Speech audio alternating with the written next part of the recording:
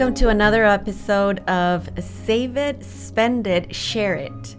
And we are here for episode 2. You know, we were just having such a great time talking about this topic that the time went by so fast. So we stayed here for a second episode to continue the conversation about trust services and how to leave a legacy of the resources God has entrusted us with. And one of the things that we ended up our previous episode was the continuation of the mission. You know, what do we want to be remembered by? What will be said about us when we are no longer in this world? You know, I think that we all remember great names, right? Come up to our mind of throughout history.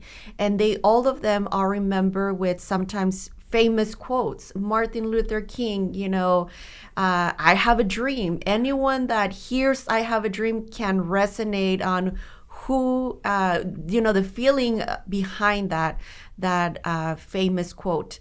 And so many other famous figures, they have left an impression in our lives. And so many people have also left an impression in ministry. Yes. You know, with their preachings, with their works, and also with the resources. Many of the areas in our conference have been blessed because of people thinking about the ministry. You know, a couple of years ago, we received a donation that it was intended to go to evangelism, to education, and ADRA. We did not know that gift was coming to us. And when we received that gift, it was just amazing to get these resources that helped us fund mission trips to Peru, that helped us fund support for those that are working in the Ukraine war, you know, to support ministries throughout the world. And it is just amazing that when you are setting up a plan, you don't know the impact that those funds are going to have in ministry. And, you know, I want to make sure that my kids are taken care of. You know, right now, my resources are dedicated to them, to provide an education, to be able to provide their needs, housing, anything that's needed to them. But you know, in my heart, it's also to help ministry. And sometimes we kind of have a conflict between how can I take care of my loved ones, but also how can I fund some of these ministries that are dear to my heart. What would be a good option in that case? Well, one of the best options, one of the most beautiful estate planning, gift planning tool is a charitable gift annuity. Okay. It is very versatile, very flexible. It can be so many things. But the basic concept is you give cash to the charity. The charity writes a contract. The charity guarantees you income for life. And so the charity will invest the money, make the payments, but those payments by law are guaranteed. Now, the payout rate is based on your age, so the younger you are, of course, the lower the rate, but the longer the payout. You know, and as you get older, you're not going to live as long, so the payout rate goes higher. But when you enter into a charitable gift annuity, you'll get a charitable deduction for a portion of that gift. And then the income you receive, a portion of that income is tax-free. And so over the years, I've worked with individuals, one librarian, just like you said, she got her kids through school and everything, and then every year her and her husband would do $5,000-$7,000 charitable gift annuity. Not a lot, but every year. She had 30 when she died, and she was making about $40,000 a year, half of it tax-free. Wow. On her charitable gift annuity income. Wow. And when she died, she left a significant gift to the Southern California Conference. And that's a true story. Wow.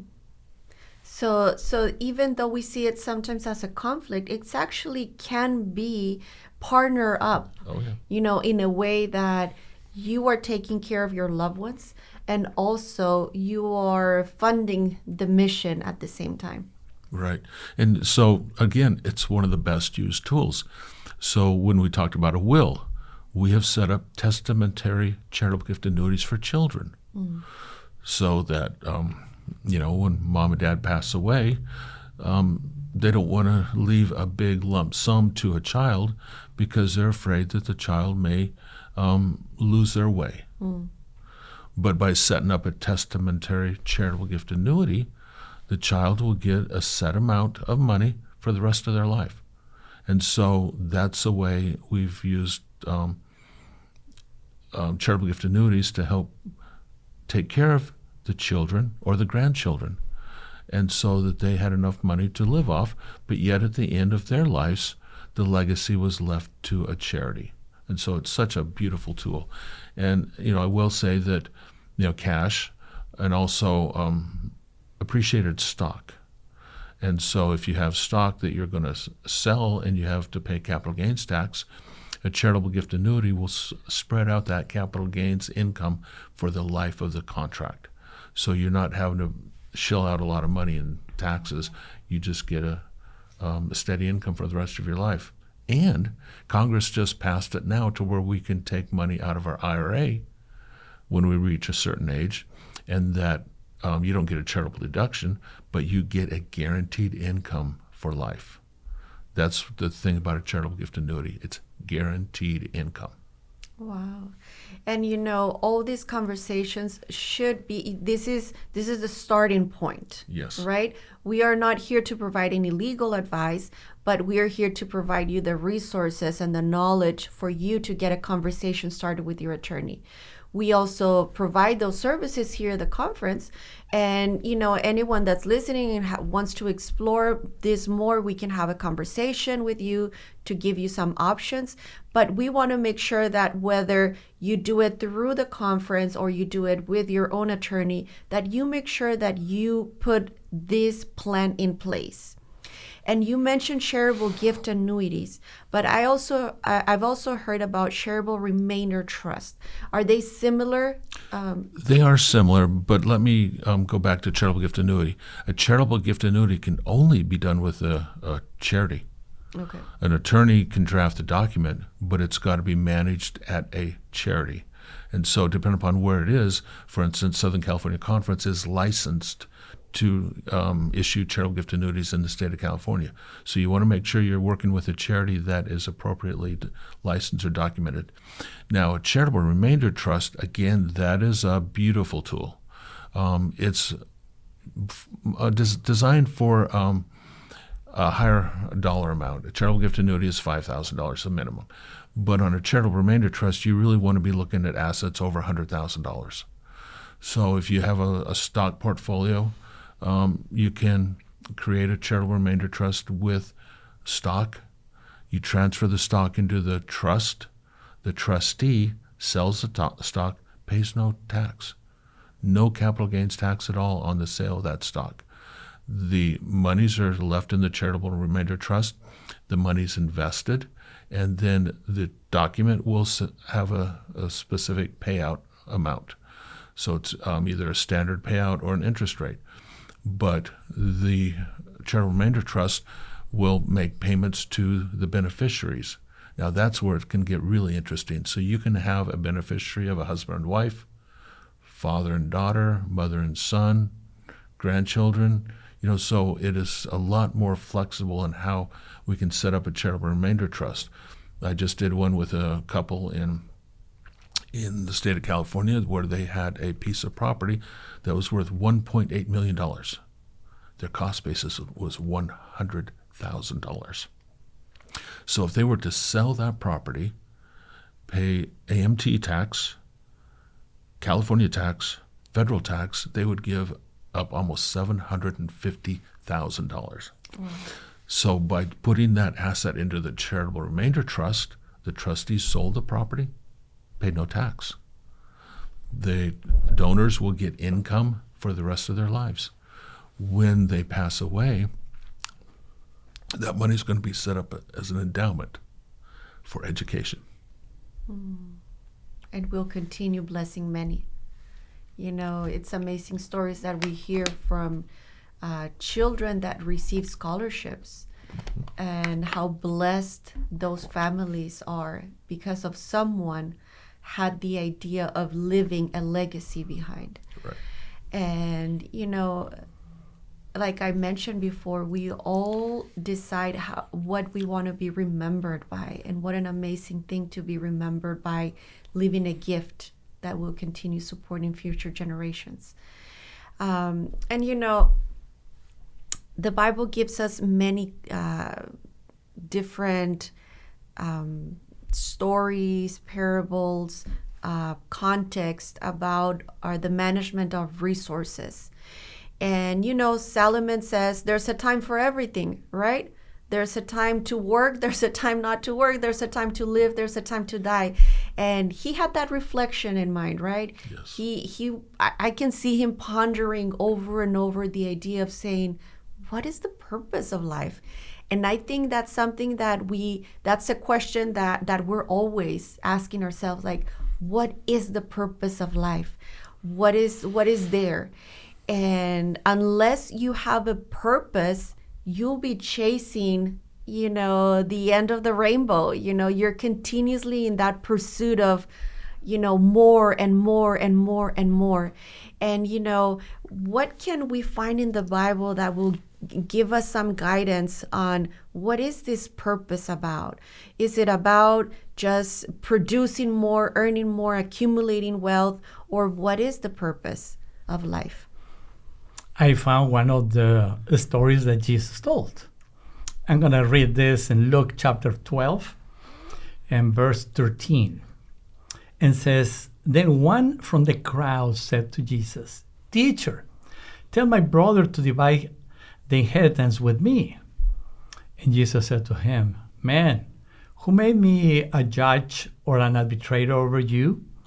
And he said to them, "Take heed and beware of covetousness, for one's life does not consist in the abundance of things he possesses."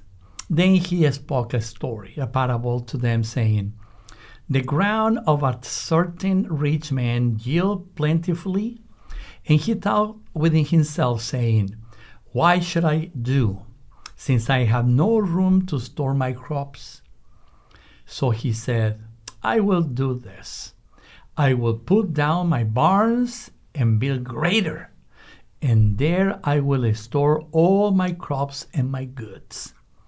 And I will say to my soul, Soul, you have many goods laid up for many years. Take your easy, eat, drink, and be merry." But God said to him, "Fool, this night your soul will be required of you. Then whose will those things be which you have provided?" And Jesus said, "So is he who lays up treasure for himself and is not rich toward God." What a story.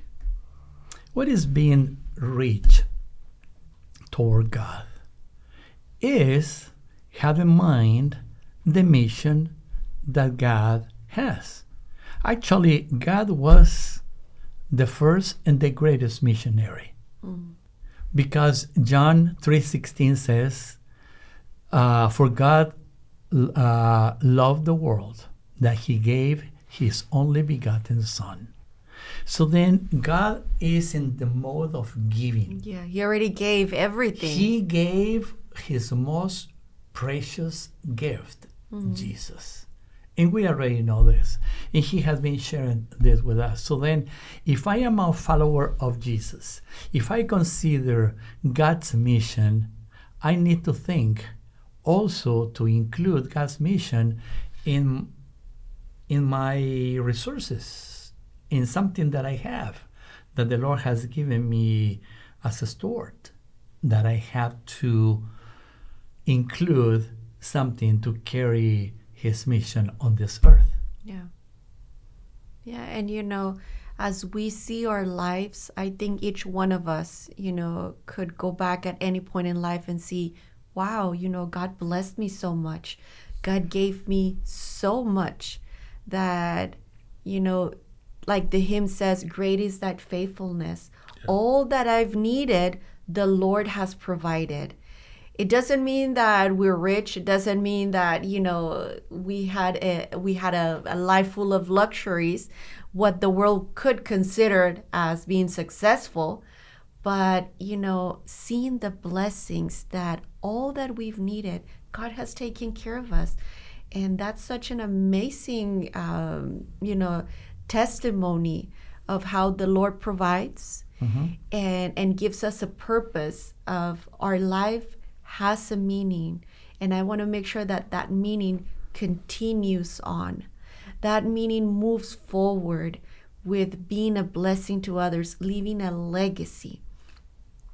And we've laid out different areas of having a will, having a health directive, having a charitable gift annuity, charitable remainder trust.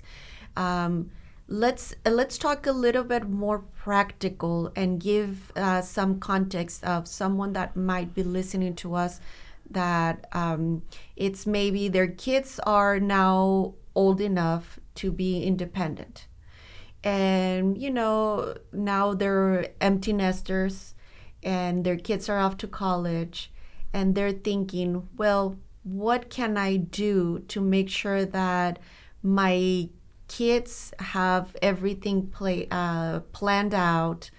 How should I plan or modify my previous plans? What advice could you give them? What are the areas they should be looking at? Well, again, it's all about what's important in your life. What changes have happened in your life? You talk about the kids. Well, sometime, most likely they're going to get married and they're going to have children. So do you want to leave something to your grandchildren? And so anytime you have a significant change in your life, marriage, sometimes divorce, you want to update your estate plan. I've seen some estate plans that didn't get updated, and it was challenging. Let's just say challenging. So it's just, you're not dying. You're just, buying a new. I look at it as buying a new car. Your car breaks down. You need to change it. Let's just get a new estate plan. So throughout the years, you can continue modifying. Oh yeah.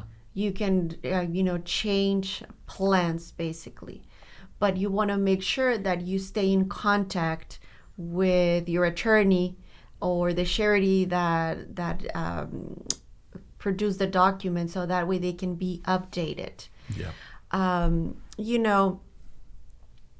Seeing so many people that have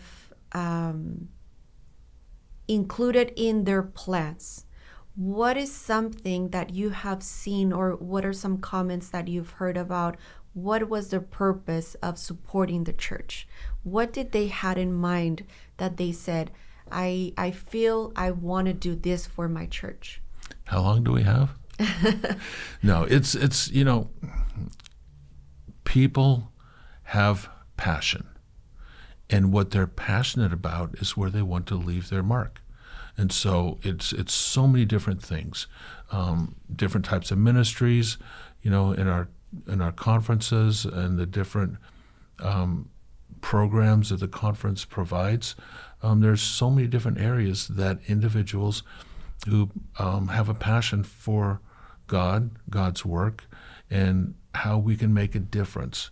And so I look at the estate planning giving is, how do I want to make a difference? We do our tithes and offerings, and that supports the general mission function of the church. But your estate plan is, how do I want to make a difference? How do I want to make a difference and leave a legacy that I will be remembered by? And no matter the point that we are in life, there's also always different plans to consider. Yeah. We want to make sure that your families are taken care of. we want to make sure that you enjoy the season where you are, and having children, being married, being single, going through retirement, any season in life that we all go through, that it's lived to the fullest, it's lived to the purpose, and you take care of your loved ones. But when the moment comes, when the moment that you are called in, the moment that all our deeds will be put to rest, that we may be remembered, that we may continue that purpose. Is there I think there's a verse that talks about this. What verse talks about deeds, talks about that Yes. moment? Yes, in Revelation 14, verse 13 says, "Then I heard a voice from heaven saying to me, 'Write, blessed are the dead who die in the Lord from now on. Yes, says the Spirit, that they may rest from their labors, and their works follow them.'" Wow. So then, these are talking about those who are dying trusting in the Lord. So then I'm included there. So then I see this something that appeals to me, that, okay, now while I am alive, yes, I'm including the Lord. But what about when I when I be no longer in life, when I be dead? So however my actions, my works, my legacy can continue. And that's exactly what Jim was mentioning. There are ways how we can also, what the Lord put in our hands, can continue after me. And not just benefiting my family and my community, but also specifically the mission of Jesus Christ on this earth. And that is something that I appreciated what Jean already mentioned, with the conference. I think that will be important for some of us to contact the conference, Plan Giving and Trust Services office, seeking and saying, pretty much asking, what is the menu that you have available for me to contribute? Show me, what is the menu? So then you will use, Jim, a word, passion. Yes, I can have passion. Somebody else, every single person has a different passion. That's why this menu is important, that I can have access to, that I can see, okay, well, this program, this ministry, this service appeals to me. And I want this to really make the difference, even during my life or after my life. And that is something. And that's how I see that the verses, their works follow them, continues. Yeah, and though it is something very difficult to talk about, because no one wants to die, right? We love living. We love being with our loved ones. We just love life. But it gives me a sense of hope. It removes a little bit of the anxiety and puts in hope. You know, everything that you've done, it has not gone unnoticed. And now it is time for you to rest. But everything you did will continue on. Will continue being a blessing to others. Your character, your teachings, your everything that you shared with your loved ones will remain there. Will be there and will continue. And maybe someone will come to Jesus because of your legacy. Yes. And isn't that impactful? The moment that we get to heaven and Jesus says, "Good and faithful servant, come, let me show you what a blessing you were to others. Let me show you what happened after." And that will be a joyful moment for God to say, what amazing work you did. Remember that person you shared Jesus with. This is the person that is here. Remember those that you blessed with a scholarship. They are here. And that would be an amazing moment to rejoice. Be with your loved ones. Be with those that you had never met before, but are there because of your works. Yes. And, that is how I would like us to end this podcast, of saying we have hope in Jesus Christ. We have something to look forward, and we have a legacy to live by. What an amazing thing it is to be a blessing to those that are around us. So thank you very much for having this conversation with me today. Thank you for giving us tools and resources that anyone that is listening will go ahead and start preparing, be drafting a plan, talking to their trust services director, talking to an attorney, coming to our office. Our office is open for anyone that would like to have a conversation, that we can guide them, we can help them, and prepare for a moment that will continue the mission of our church. Thank you very much for listening, and we'll see you in the next episode.